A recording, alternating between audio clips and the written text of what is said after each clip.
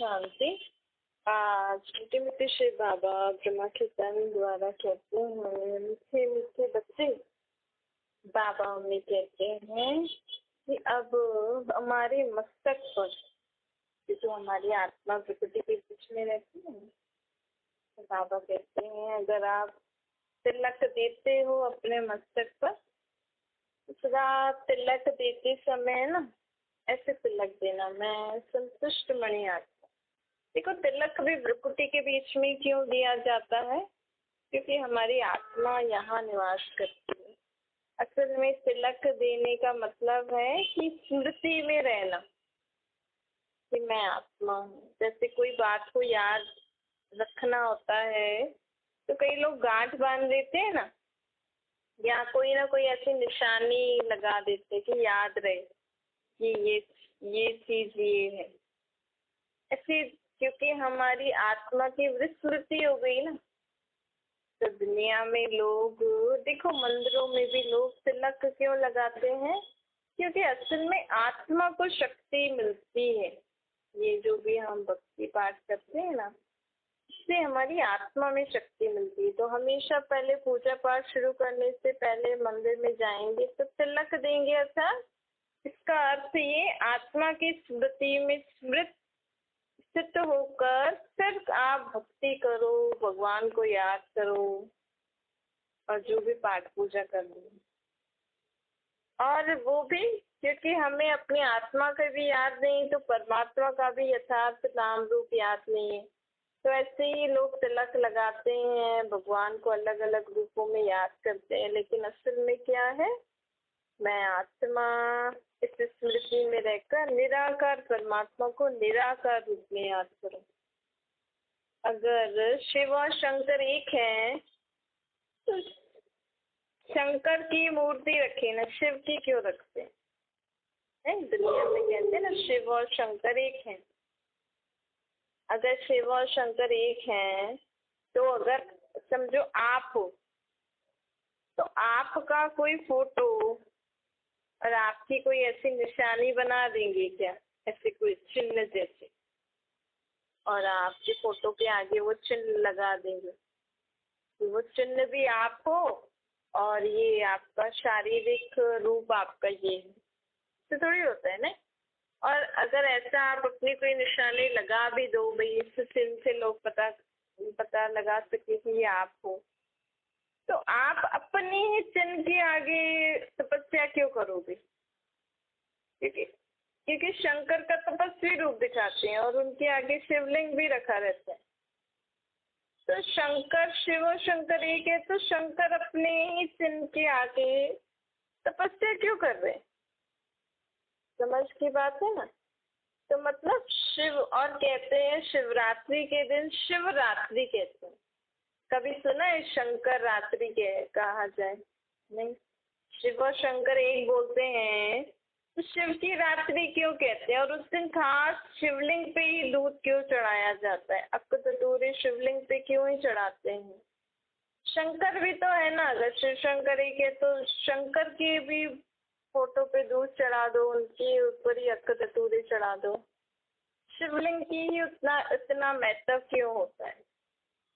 आज लोग, अगर शिव शंकर एक है तो इतनी जगह शिव मंदिर है ना दुनिया में। शंकर, कई बार शंकर और शिव को एक रख देते, कई बार शंकर का अलग और शिवलिंग का अलग। इतना ऊपर पहाड़ी पे शिवलिंग बना के लोग बैठे हैं, तो उसके साथ शंकर भी रखना चाहिए ना। तो बाबा कहते हैं असल में मैं शिव निराकार परमात्मा, मेरा कोई शारीरिक रूप नहीं, मैं तुम आत्माओं का बाप हूँ। तो असल में हमें भगवान को कैसे याद करना चाहिए? आत्मिक स्मृति में स्थित हो जाओ, आत्मा रूपी तिलक लगाओ। ऐसे स्टूल में तिलक नहीं लगाना है, अब तो हमें स्मृति में रहना है कि हाँ मैं आत्मा हूँ। जब हमने ये स्मृति किया ना मैं आत्मा हूँ, मतलब हमारी आत्मा पे तिलक मतलब जागृति हो गई। और मुझ आत्मा का बाप कौन? परमात्मा। उनको भी निराकार रूप में याद करना है, तभी हमारी आत्मा में शक्ति आती है। तभी हमारी आत्मा में शक्ति आती है जिससे हम अपनी जो भी हमारी मनोकामनाएं हैं, जो भी समस्याएं हैं, उनको पार कर सके। अपने को आत्मा समझ के परमात्मा को निराकार रूप में क्यों याद करना है? ताकि परमात्मा हमारे अंदर शक्ति भरे। आप जब भी आपको कर मन में कोई बात हो ना, जैसे भक्ति में करते हैं ना, भगवान से कोई प्रार्थना करते हैं ऐसे ऐसे, कई लोग ऐसे भी कहते हैं भगवान हमें इतनी शक्ति दो कि मैं ये कार्य कर दूं। तो अब क्या करना, जब भी आपको ऐसी बात हो तो आंखें खोल कर, भगवान नहीं समझना, वो हम आत्माओं के बाप हैं, अपने को आत्मा समझ के बाबा को सब बातें बताना। बाबा ये बात ऐसी ऐसी हुई, फिर बाबा से शक्ति लेना। बाबा अब आप मुझे शक्ति दीजिए, मेरे में वो गुण समझ भर दीजिए, ताकि मैं आपके साथ ये कार्य को सॉल्व कर सके। आप करण करावन आल बन के मुझसे कराइए। निराकार आत्मा समझ के निराकार रूप में परमात्मा को याद करना। तो देखो आप कैसे काम सफल अच्छे से हो जाते। अगर आपको किसी से प्रॉब्लम है ना, समझो रोज रोज कोई इंसान सेम प्रॉब्लम कर रहा है, लेकिन बाबा ने तो कहा है कि आपको संतुष्ट रहना है हर एक से। बाबा कहते कोई 10 बार गलती कर रहा हो ना और आपका फिर भी बहुत नुकसान हो रहा हो, मुझे उस आत्मा से संतुष्ट रहना है, मुझे बाबा ने कहा। तो बाबा मदद भी करते। तो लोग सोचते हैं ऐसे कैसे होगा, इतना घाटा हो रहा है, ऐसे कैसे सुनते।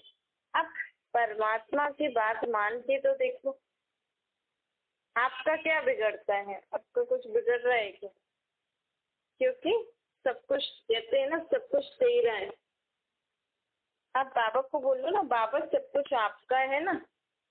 इस इस मनुष्य आत्मा से, ये जो आपका आत्मा बच्चा है ना, ये रोज रोज ऐसे ऐसे काम करता है जिसके कारण गड़बड़ी होती रहती है, और इतना नुकसान आपका, आपके घर, बिजनेस या किसी का भी हो जाता है। तो बाबा आप देख लीजिए कैसे करना है, कैसे ऐसे मनुष्य से हम संतुष्ट रहें। आप उसके लिए मुझे मदद करिए, मेरे में शक्ति भरिए। क्योंकि जितना जितना हम स्टेप आगे बढ़ेंगे ना कि हाँ हमें रहना है, उतना बाबा की भी मदद मिलती है। तो हम ही अगर मन में संकल्प नहीं करेंगे तो फिर बाबा भी मदद कैसे करेंगे। तो जब भी हम तिलक अगर लगाते हो आप अभी भी, तो कौन सा तिलक लगाना? मैं संतुष्ट मणि आत्मा हूँ, मैं विजयी आत्मा हूँ, शांत आत्मा हूँ, शक्तिशाली आत्मा हूँ, ऐसे तिलक लगाना। ऐसे तिलक लगाने के लिए बाबा नहीं कह रहे, अगर आप लगाते हो अभी भी आपका वो संस्कार है भक्ति मार्ग वाला, तो इस रीति से तिलक लगाना बाबा के कहने का मतलब है। बाबा कहते हैं एक संतुष्टता की शक्ति से हमारे अंदर और शक्तियां भी आ जाती हैं। जैसे जैसे हमारे अंदर संतुष्टता की शक्ति आएगी ना, तो और शक्तियां भी हमारे अंदर आ जाती हैं। तो सदा देखो, अगर हम सबसे संतुष्ट रहे तो उसमें सहन शक्ति भी आ जाती है। नहीं, कोई किसी के कैसे भी संस्कार हो, कोई रोज रोज गलत ही कर रहा है, लेकिन मैं अगर उससे सदा संतुष्ट रही तो मेरी एक और शक्ति, सहन शक्ति, समाने की शक्ति, सहयोग देने की शक्ति, परखने निर्णय करने की शक्ति, विस्तार को सार में परिवर्तन करने की शक्ति, सब शक्तियाँ ऑटोमेटिकली बढ़ जाती। बाबा कहते हैं आप रह के देखो, थोड़ा सा पहले पहले लगेगा, लेकिन आगे जाके आप, एक तो है ना, हम एक बार दृढ़ संकल्प कर लेते हैं ना, जैसे तो आप व्रत रखते हो।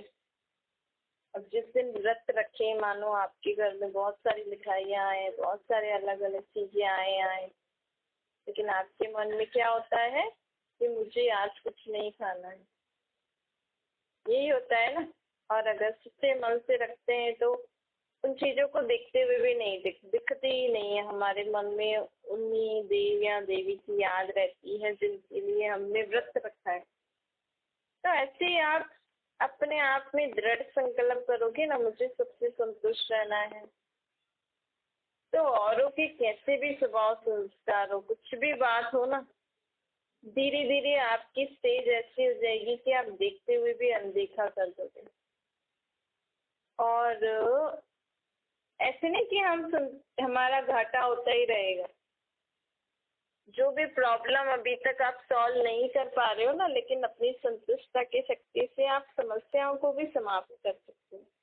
ये हम जितना ये समझ के अपनाएंगे ना कि बाबा ने ऐसा बोला है, जैसे कोई डॉक्टर किसी को बीमारी के समय दवाई देता है तो पेशेंट किस उम्मीद से लेता है कि भाई ये डॉक्टर ने दी है, इसको खाने से हमारी बीमारी ठीक हो जाएगी, यही थॉट रहता है ना।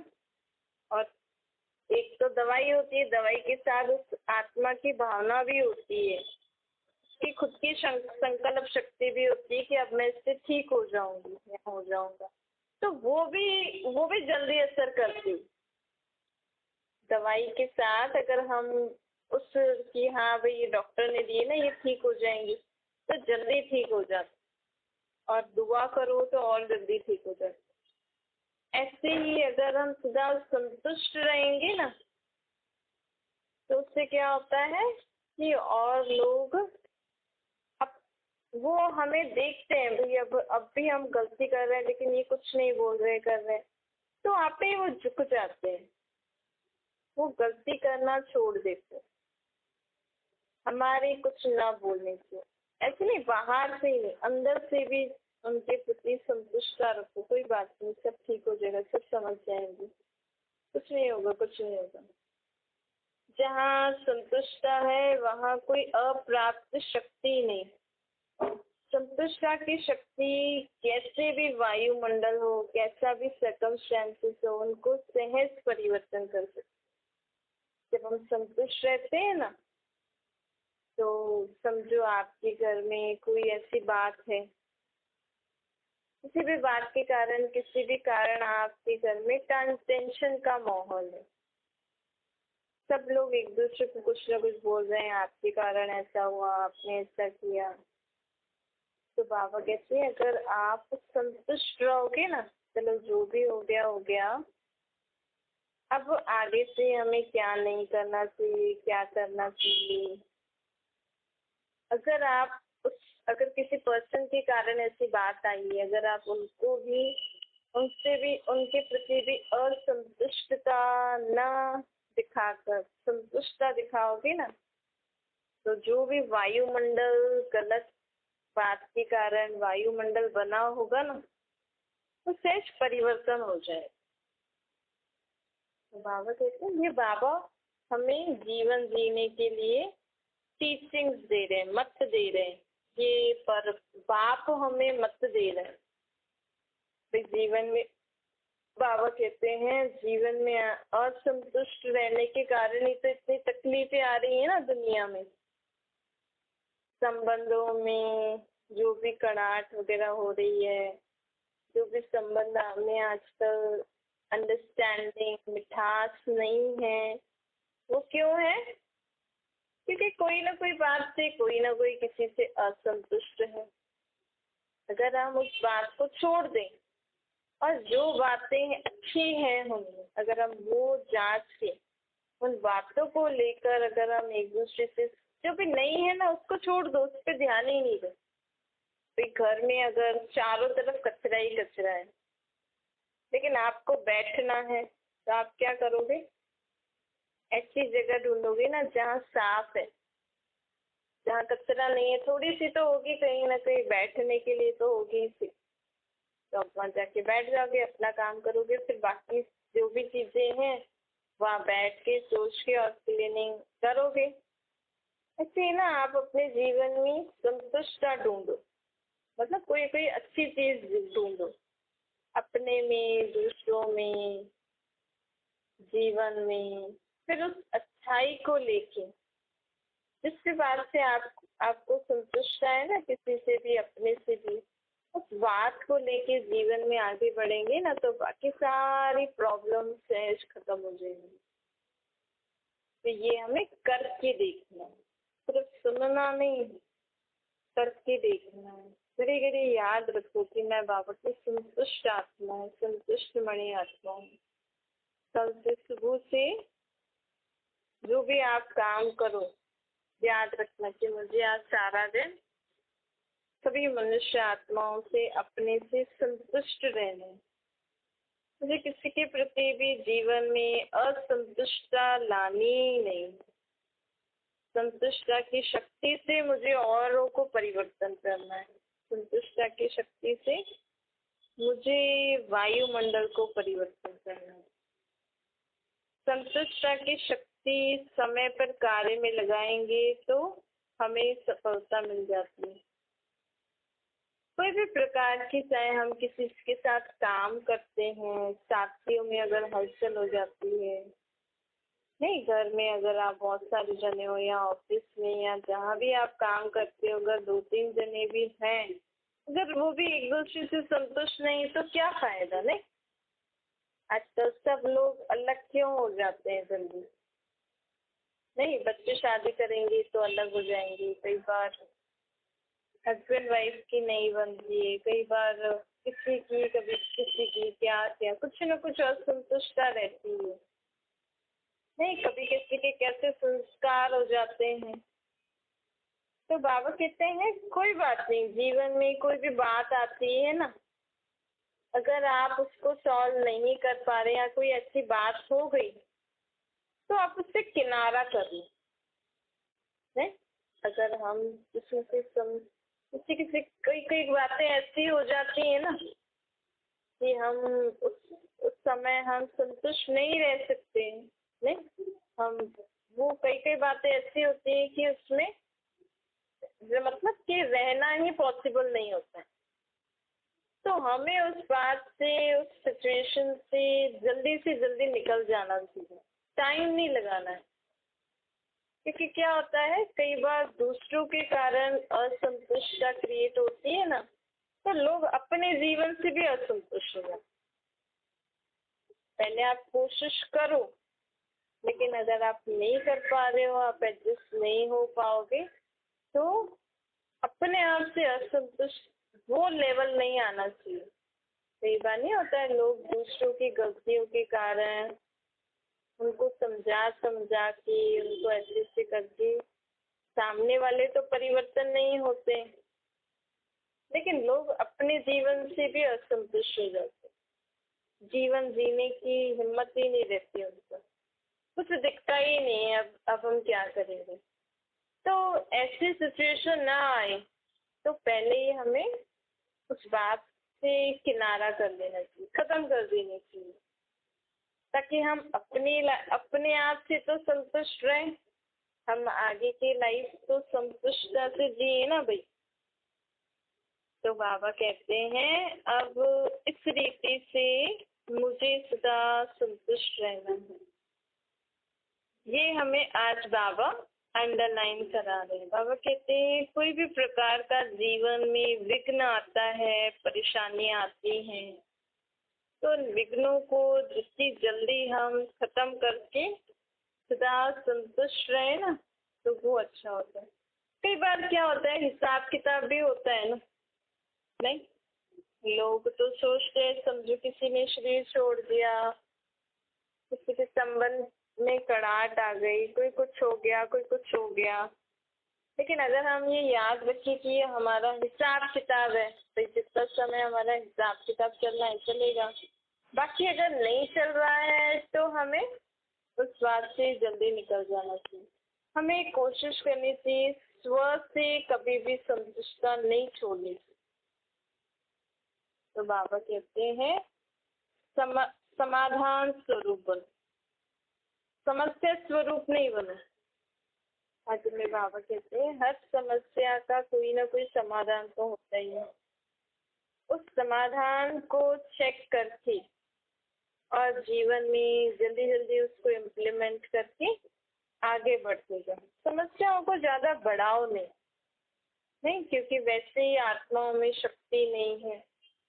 नहीं, और आत्माओं में शक्ति नहीं है और वो बात के बारे में बार बार सोचती रहती। तो और शक्ति खत्म हो जाती है। तो वो समस्या एकदम हमारे जीवन में बहुत, कभी कभी तो हमारे शरीर पे बहुत इफेक्ट करती है ना। तो जैसे आप रोज अपने सारा दिन रोज का कचरा डस्टबिन में से निकालते हो ना, ऐसे ही अब अपने मन में से भी जो भी समस्याओं वाली बातें हैं ना, जो भी किसी के प्रति भी असंतुष्टता है, वो हमें रोज डिलीट करनी, इरेज करनी, मिटा देनी। तो ये हमें डेली हमें करना है, ये बाबा हमें होमवर्क देते, जिससे आप अपने शरीर की अंदर से बाहर से रोज क्लीनिंग करते हो, शरीर को पहनाने वाले कपड़ों की, शरीर को जहाँ रखते हैं उस स्थान की, ऐसे ही शरीर को चलाने वाली मैं आत्मा की भी क्लीनिंग कहाँ से करनी है, कैसे करनी है। आत्मा में जो मन है ना, उसमें कोई भी प्रकार की असंतुष्टता, कोई भी प्रकार की समस्या वाली बात नहीं होनी चाहिए। रोज रात को सोने से पहले अपने मन को खाली करके सो, मन में कोई भी बात नहीं होनी चाहिए। क्या होता है कि कभी कभी होता है ना भैया, हम कहते हैं भैया अब तो मैंने तो आज बहुत रेस्ट, मैं तो बहुत सोई हूँ, फिर भी मुझे थकान सी लग रही है। और कभी कभी कम सोते हैं तो भी फ्रेश उठते हैं। ऐसा क्यों? क्योंकि आत्मा और शरीर दो चीजें हैं ना। तो जब भी हम रात को अगर किसी बात को सोच सोच के सोते हैं ना, तो रात भर आत्मा का मन बुद्धि तो काम कर रहा है, शरीर से बल हम लेते हुए हैं, शरीर हमारा सोया हुआ है, रेस्ट पर है, लेकिन आत्मा जो चैतन्य है ना, उस आत्मा के मन बुद्धि तो अभी तक काम कर रहे हैं। तो बाबा कहते हैं आपकी आत्मा ने तो रेस्ट किया नहीं, फिर आप भल कहोगे कि मैं तो 8 घंटे सोई पर अभी भी मुझे नींद आ रही है, मुझे थकान सी लग रही है। मतलब आत्मा कहती है। और यही हम आत्मा को रोज रात को, जैसे हम हाथों शरीर को, हाथों शरीर के हाथ और पैर वगैरह धो के, मुंह धो के, शरीर को लूज कपड़े पहना के सो जाते हैं ना, सोने जाते हैं। तो उसके बाद ना आत्मा, मैं आत्मा के मन में जो भी बातें होती है ना, वो भी बाबा को दे दिया। मतलब जैसे हम वो शरीर को लाइट करके सो रहे हैं, लाइट कपड़े पहना कर, ऐसे ही हमारी आत्मा में जो मन बुद्धि है ना, उसकी भी उसमें भी जो भी सारी दिन की बातें या कोई भी ऐसी बात जो कल आपको करनी है लेकिन आज आपको उसके बारे में विचार आ रहा है, वो सब बाबा को दे के फिर सोना। फिर क्या होगा, आपकी आत्मा भी अच्छे से रेस्ट करेगी, शरीर भी। फिर आप देखना आपकी नींद भी कम हो जाएगी, क्योंकि आत्मा ने अगर अच्छा रेस्ट कर लिया, शरीर को चलाने के लिए अभी फिर से रेडी हो गई, तो आपकी नींद भी टाइम पे खुल जाएगी। तो हमें रात को ऐसे ही सोना चाहिए जैसे तो हमारा आत्मा और शरीर दोनों रेस्ट करें। सिर्फ शरीर को ही आराम नहीं देना, अपने मन बुद्धि को भी तो देना है ना। जो सारा दिन आत्मा जिस मन बुद्धि से काम करती है, वो अगर रात को भी चलता रहे तो क्या होगा। सुबह को भले शरीर को हमने रेस्ट करा दिया, लेकिन मन बुद्धि तो थका हुआ होगा ना, फिर ठीक रीति से विचार नहीं कर सकेंगे, डिसीजन नहीं ले सकेंगे। फिर आत्मा को ही तो शरीर चलाना है ना। इसीलिए बाबा कहते हैं सब फिक्र मुझे देकर आप आराम से मेरी याद में सो जाएंगे। अच्छा, मीठी मीठी सिकलती बच्चों प्रति माता पिता बाप दादा का याद प्यार और गुड मॉर्निंग। रूहानी बाप की हम सभी रूहानी बच्चों को नमस्ते। हमारी भी रूहानी माता पिता बाप दादा को याद प्यार, गुड मॉर्निंग और नमस्ते। वरदान है साक्षी बन, माया के खेल को मनोरंजन समझकर देखने वाले मास्टर रचयिता बने। माया था विकार, विकार कितने भी रंग दिखाए, मतलब विकार क्या होते हैं? काम, क्रोध, लोभ, मोह, अहंकार, ईर्ष्या, द्वेष, नफरत। समझो कोई भी मनुष्य आपको इन विकारों के वश होकर कुछ भी बोल रहा है, कर रहा है। जैसे समझो कोई आपको क्रोध के वश कोई बोल रहा है, मतलब माया के वश। विकारों, विकार है ना क्रोध भी। क्रोध के वश होकर आपके लिए कुछ भी उल्टा सुल्टा बोल रहा है। आप घृणा के वश होकर आपसे घृणा कर रहा है, नफरत कर रहा है, आपके प्रति उल्टी सीधी बातें फैला रहा है। लेकिन हम सदा किसके साथ रहें? बाबा के साथ। कभी भी आपके जीवन में कोई भी मनुष्य आत्मा इन माया अर्थात विकारों के वश होकर कोई भी काम करती है तो आपको उसका रिप्लाई नहीं देना है। आपको बाबा को याद करके साक्षी होकर उसको देखना है। तो आपको खेल लगेगा और भी ऐसा लगेगा कि क्या बच्चों जैसे ये लोग काम कर रहे हैं, क्योंकि अभी समय नहीं है। समझो क्रोधी के साथ आप क्रोध करोगे, समझो आपको कोई उल्टा सीधा बोल रहा है, आपने भी बोल दिया तो वो भी गलत, आप भी गलत। परंतु ये हमें याद रहना चाहिए, अब हम परमात्मा के बच्चे हैं। बाबा ने हमें चूज किया, बाबा की स्टडी हम पढ़ते हैं, बाबा की पालना हम लेते हैं। तो अब बाबा की डायरेक्शन भी चलना पड़ेगा ना। अब हमें बाबा आज हमें डायरेक्शन देते हैं। कभी भी कोई भी आत्मा आपको काम, क्रोध, लोभ, मोह, अहंकार, ईर्ष्या, द्वेष, नफरत, घृणा के वश होकर कुछ भी बोलती है, करती है, आप सदा मेरे साथ रहना। आप जितना मेरे साथ रहोगे तो आपको ये खेल लगेगा, आपको मनोरंजन लगेगा। आपको कोई गाली भी देगा ना तो वो गाली नहीं लगेगी और ये आपको उसके प्रति रहम आएगा कि देखो ये क्रोध के वश होकर क्या क्या बोलता है। उससे हमें बाबा कहते हैं माया कितने भी रंग दिखाए, लेकिन मैं मायापति, माया रचना है, मैं मास्टर रचयिता हूँ। इस स्मृति से माया का खेल देखो, खेल में हार नहीं खाओ, साक्षी बनकर मनोरंजन समझकर देखते चलो तो हम नंबर 1 आ जाएंगे। इसके लिए माया की कोई भी समस्या नहीं। ऐसे बच्चों के लिए जो बाबा के साथ रहते हैं ना, उनके लिए माया की कोई भी समस्या नहीं रहेगी। कोई भी उनको क्वेश्चन भी नहीं होगा कि ये ऐसा क्यों कर रहा है, क्योंकि हम ऑलरेडी बाबा के साथ होंगे ना, तो बाबा हमारी मदद करेंगे, बाबा हमें समझ देते हैं और हम विजयी बन जाते हैं। स्लोगन है मन को शीतल, बुद्धि को रैम दिल। मन सदा शीतल अर्थात शांत, ठंडा हो। मन में जितना हम इजी विचारों में रहेंगे ना, इजी विचार मतलब कोई भी बड़ी बात होती है ना, तो जो लोग अनुभवी होते हैं ना उनके लिए क्या होती है, वो छोटी सी बात होती है। वो मन में उस बात को रखेंगे नहीं, औरों को भी ठंडा कर देते हैं। तो मन को सदा शीतल रखना था, मन के विचार सदा शांत शुद्ध हो, पॉजिटिव हो, शुभ भावना शुभकामना वाली हो।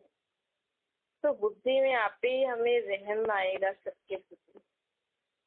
बुद्धि हमारी आप ही रहम दिल बन जाएगी और उसके फलस्वरूप क्या होगा, मुख से सदा मीठे शब्द निकलेंगे।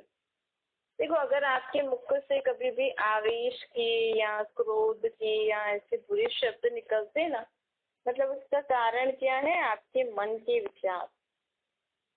कभी कभी कहते हैं मैं मन को इतना समझाती हूँ लेकिन फिर भी मुख से निकल ही जाता है नहीं। तो क्या होता है, क्योंकि आज हमारा मन मुख आउट ऑफ कंट्रोल हो गया है ना, मुख आत्मा के कंट्रोल में नहीं रहा है। तो जैसे जैसे हम अपने को आत्मा समझ के परमात्मा को याद करते हैं ना, इसी को ही राजयोग है। राजयोग मतलब आत्मा राजा बन के अपनी मन बुद्धि संस्कार और अपने हर कर्म इंद्रियों को चलाए। अगर मन कहे बुद्धि का ऐसा नहीं बोलना है तो मुख ना बोले। वो शक्ति हमें बाबा देते, इसको राजयोग कहते हैं। इसी राजयोग का गीता में वो है, गीता में वर्णन है। तो बाबा कहते हैं मन को सदा शीतल, बुद्धि को रहम दे और मुख को मीठा बना। अच्छा, ओम शांति। बाबा को याद करिए।